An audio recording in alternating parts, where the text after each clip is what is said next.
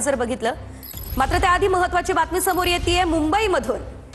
मुंबई प्रभाग क्रमांक 71 मधून भाजपच्या सुनीता मेहता विजयी झालेल्या आहेत। मुंबईच्या प्रभाग क्रमांक 71 मधून भाजपच्या सुनीता मेहता यांचा विजय झालाय।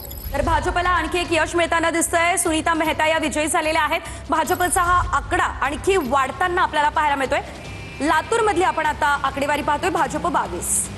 तर शिंदेच्या शिवसेनेला या ठिकाणी खातं सुद्धा उघडता आलं नाहीये, तर अजित पवारांची राष्ट्रवादी केवळ 1 या ठिकाणी आहे। काँग्रेस आणि वंचित मिळून 47 जागा काबीज करू शकलेल्या आहेत। जाऊयात सोलापूरमध्ये सुद्धा भाजपला मोठं यश मिळालंय। 87 जागा भाजपला मिळत आहेत। राष्ट्रवादी आणि शिंदेची शिवसेना प्रत्येकी 1 आणि 4।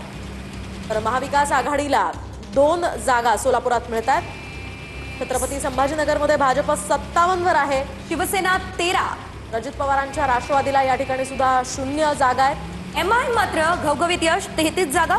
तर ठाकरेंच्या शिवसेनेला या ठिकाणी 6 जागा केवळ मिळाल्या। काँग्रेसला मात्र केवळ 1 जागा।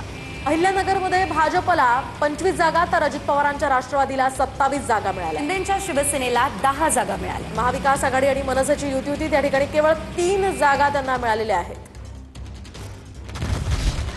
आणि आता मुंबईची ही आकडेवारी आपण पाहतोय। भाजप आणि शिंदे यांचे मिळून 115 उमेदवार या महापालिका निवडणुकीमध्ये विजयी झालेले आहेत। बहुमताचा आकडा या युतीने खरं तर गाठलेला आहे।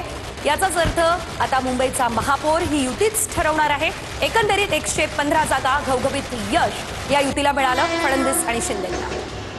भाजप 87 वरून आता 88 वर आलेली आहे। अजून सुद्धा काही जागांचा निकाल बाकी आहे, मात्र तरी सुद्धा आपण पाहतोय ठाकरेंच्या सेनेला आणि मनसेला 72 जागा एकूण मुंबईमध्ये मिळताना पाहायला मिळतात। काँग्रेसला 23 जागा मिळाल्यात। वंचित सोबत युती काँग्रेसने केलेली 23 जागा मुंबईमध्ये मिळताना दिसतात।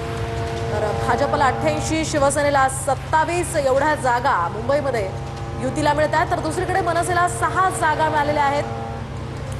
खरं तर मनसेचा